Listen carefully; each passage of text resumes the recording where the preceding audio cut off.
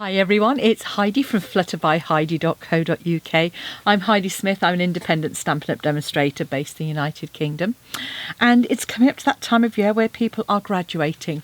And when I saw some of the new dies that we had recently, I had this project in mind for quite a little while. And it is, of course, a graduation cap table favour. It's just a bit of fun using the lovely beautiful shapes dies. So these are the dies here. You've got these beautiful circles, 4 of those layering, 4 of these hexagons plus all these other additional shapes, and these 2 embossed ovals as well. I've used just the hexagons in this one, but that one would have possibly worked, might have been a little bit big for that, but they also coordinate really well with the new beautiful the new stylish shapes dies, which are these ones here, which have the pierced effect. So those are the dies that I've used for this, and hopefully you can just see that stitched edging effect on the top of that, obviously with that bit of heat embossing, and then obviously it opens up, and of course it's Ferrero Friday, it will come out. There we go. There we go. So it is literally just sized for a single Ferrero, and it is a nice snug fit, so you're just going to have to sort of ease it back on. Just pop one of the sides in a little bit, but I just thought it was a great little way to say thank you. Obviously you could put a piece of jewellery in there, particularly for some of our female graduates, a lovely pair of earrings, something to keep would be lovely, or for our male graduates, actually, come to that. But the congratulations comes from Peaceful Moments. This is a fabulous stamp set if you don't have it, because it's this lovely font, and they're a really just good size. We've got a fabulous happy birthday there, which I happen to use an awful lot. It's got sympathy, hopefully not one you get to use too often, but it's there. But you've kind of got everything covered, and it's great for scrapbooking. These are the moments we look back on with joy. Yeah, great stamp set, well worth keeping in your stash. To start off with then, you're going to die cut using the largest of the rectangular stylish shapes dies. So in the stylish shapes, you've got this beautiful one, and that's the largest one of those. That's what I call number 5. I number them, 1 being the smallest, lowest number, to 5. So you want one of those. You then want to die cut some of your hexagons. So you want to die cut 2 number 2. So, and 2 of the number 1, which is the smallest one. And all of these are coming out of basic black. Now, obviously, if you're graduands have a different colour graduation cap, you make it whatever colour you want, but those are our basic shapes that we want. You then need some basic black cardstock. Okay, so we're going to cut 2 pieces. We're going to cut the base, which is 5.5 centimetres wide.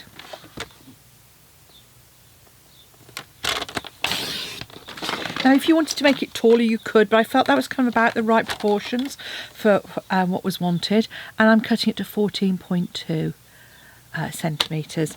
I haven't yet worked this out in inches. I will do my best to do so. So that's the first piece of basic black you want. Then for the lid, you want another piece. This piece is going to be 3.5. So I'm cutting it on the right-hand side here at 3.5 because that's easier to see the numbers and to keep that card supported so it stays nice and straight. And you want that piece to be 14.8. Okay.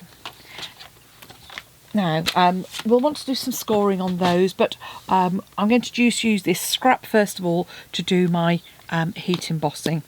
So it does kind of make the cardstock a little bit lighter. You could do one or two things. You could emboss directly onto the shape if you wanted to. I wanted to just add a little bit of, and that would obviously speed things up. I wanted to add a bit of dimension. Hopefully you can see I've popped that up on some on some dimensionals. And what you could then do is what you could then do is pop that on a piece of cardstock as well. That's going to be about right. So I've got some my stamp mounted up here. I've got my Versamark ink because we're going to be heat embossing. Ink it up really well and just use that scrap to get that ink on there. You want to have a bit of scrap paper to hand as well. And then using our basics gold powder, just liberally cover that with our embossing powder. And then noisy for a few moments. Heat embossing. I always heat emboss from underneath. Twofold. One, it means that you can see where it is and it doesn't blow any powder off.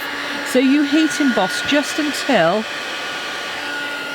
see if I can show you on this side, that starts to turn. So it'll take a moment, particularly if your heat tool like mine isn't warmed up, and then you will see, you can just see that starting to turn. Don't overheat it, but you heat it till it turns and just a second or two longer, just to allow it to flow and give you a nice shiny finish. So there we have. And then I'm just going to fussy cut that out. Yeah, I'm going to fussy cut. And I'm just going around with a little bit with my scissors.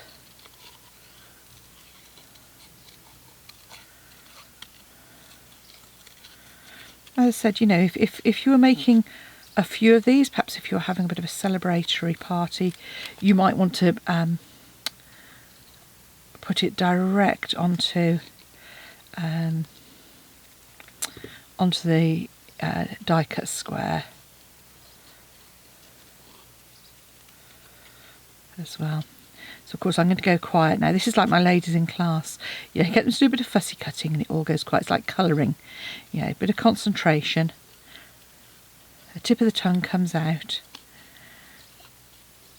And I'm probably doing a really rubbish job of that. Well, actually not too bad. So what you could then do is add this to some of our gold metallic specialty paper. I wonder how that would look. Would it make it pop a little more? No, I'm going to leave it as it is. Hey, let's give it a go. You could find this is edited out. So, adhesive. Plenty of it because it's going to go onto this metallic paper.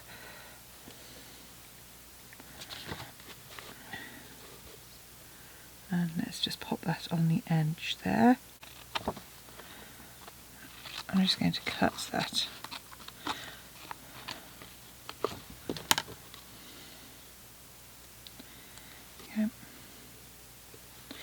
Okay, allow that to dry a little and let's clear the decks. So this is our golden rose gold metallic specialty paper. So it's like a brushed metallic effect. Hopefully you can see that there. Just a little bit different. And this is part of my a pack of materials from a recent team retreat. So I happen to have a few little bits of it spare. But it does take a little while for things to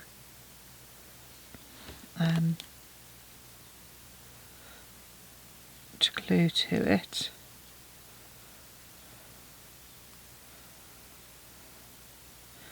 Well, we'll give it a go. I mean, you know me. I tend to do things real time. I don't edit very much. I just, partly because I don't.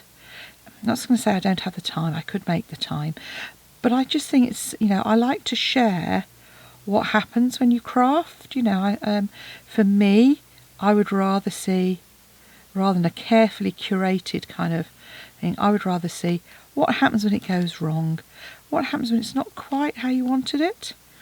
Beauty of this is that if it's not quite how I want it, you can always do another one. That's the difference. Okay, so actually I think that might work quite well.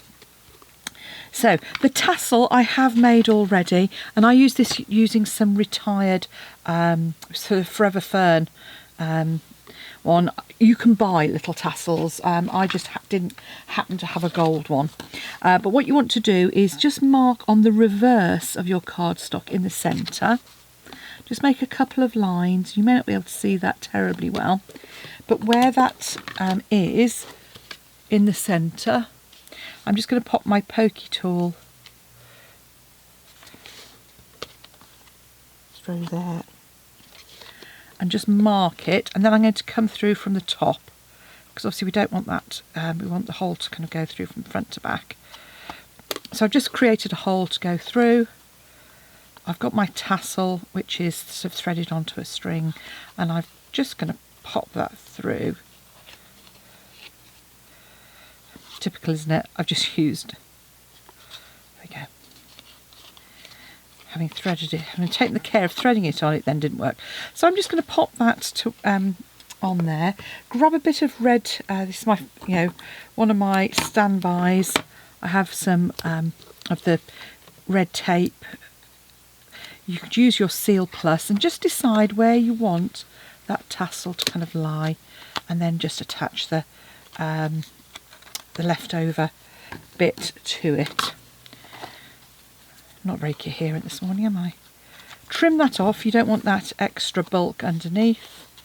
A few stray threads. But there's our tasseled lid. Now I'm going to put that on there. So put that to one side. Now let's get on with the box making. So while that dries as well, we can go on with creating our two pieces. So as I said, this is the base, which is 14.2 by 5.5, and you're going to score on that short side at 1 centimetre on both sides. So I'm lining it up with the top, making sure I'm coming up from the bottom so it doesn't move, and scoring at 1 centimetre. Then I'm going to score on the long edge at every 2.2 centimetres. So I've done the first one on the right. So 2.2, 4.4, 6.6, 8.8, 11 and 13.2. That leaves a little tab of 1 centimetre at the end there, and that gives us also a nice finished top and bottom, which I'll show you. Then we're going to do our lid. So again, score at 1 centimetre on the short edge on both sides.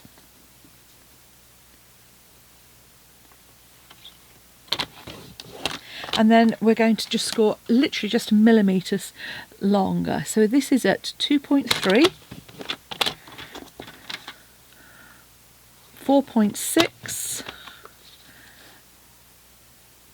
6.9, 9.2, 11.5 and 13.8. So again, you've got that short tab as well. Bone folder is really important here, so just reinforce the score lines on those two edges in particular, and then all the way along.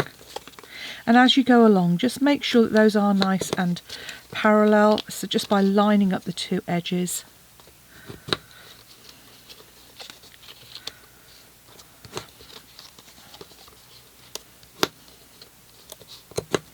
Then do the same on our base. So again, really reinforce those two side ones, and then come along on those on the main piece.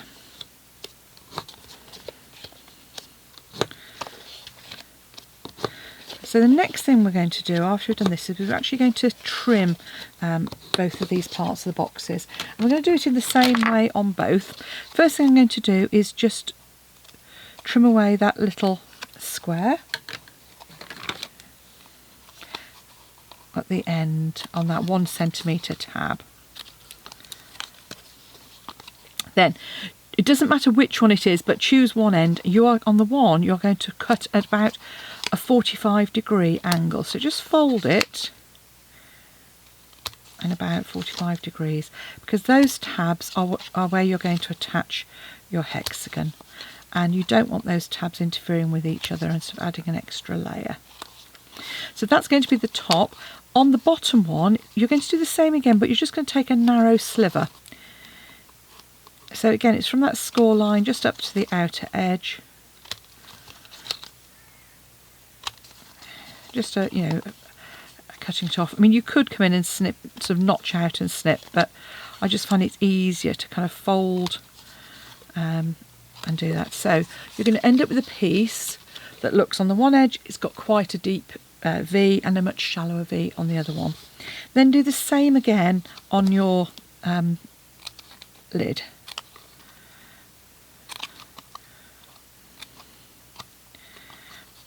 So yeah, I'm just going to go through and do the top one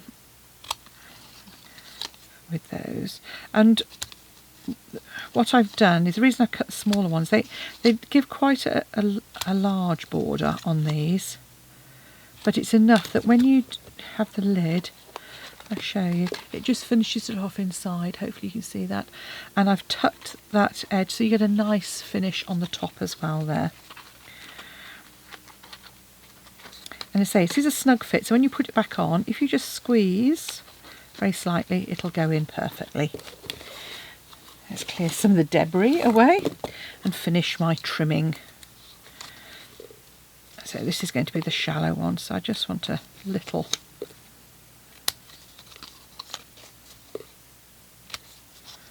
tab here.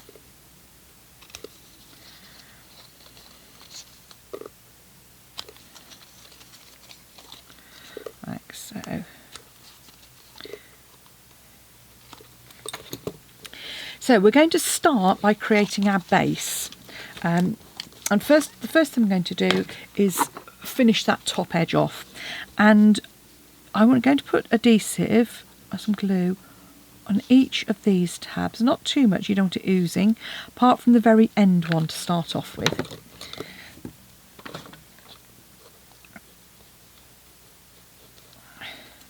And what you'll find is I kind of put it over and rub it to start off with.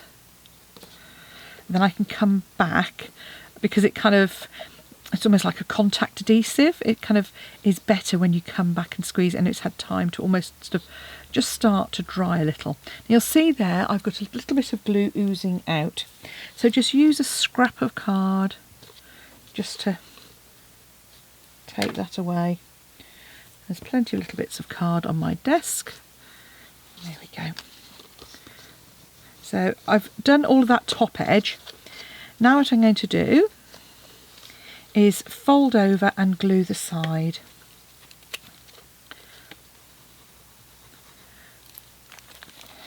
So fold it over and glue in place. Just hold for a few seconds. Downside of using liquid glue is it takes a little longer, but it does give you a little bit of room to manoeuvre. And then just pop a little bit of adhesive on the inside of that final tab, because that's going to cover, just go over the top of our join, and that will need a good press down because it's covering a couple of layers of card. So we've got that nice finished edge. Now what we're going to do is add that to our hexagon. So kind of get that in a fairly regular shape with our tabs. Now don't worry if you get a bit of excess glue creeping onto the inside of this, because we're going to cover up at the bottom there. And all we're going to do is put our hexagon on there and just hold it for a second. And I'm turning it up, and I'm just kind of making sure that that is reasonably even around there. Grab some adhesive. This is the trickiest bit, is dropping this in. So I'm just going to pop that in to the bottom of that and manoeuvre it until it's about the right shape. you've got your little sort of box made, pop that to one side, and we're now going to create our lid. Obviously, it's a similar process to start off with. Well, it's actually exactly the same process. No, I'm saying it's similar. There's nothing similar about it. It's the same. Again, by just making it that little touch larger,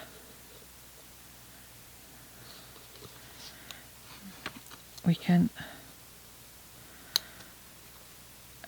it'll be a really snug fit.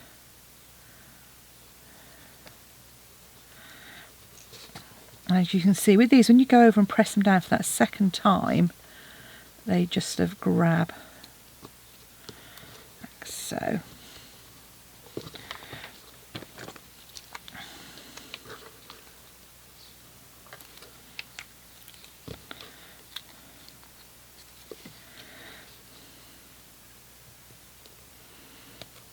And again, what you're doing is just lining those up so that then they are parallel. It's quite sort of narrow, so it's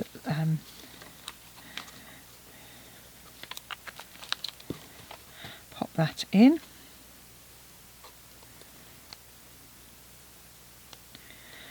Okay. Now with this, rather than just put the lid straight on, because it's really difficult to kind of get it absolutely perfectly shaped, the easiest way to do that is first of all to find where your join is and put the two joins towards the back of your box. I tend not to line them up perfectly. I just kind of twist them around one place. Pop your lid on, then add your adhesive.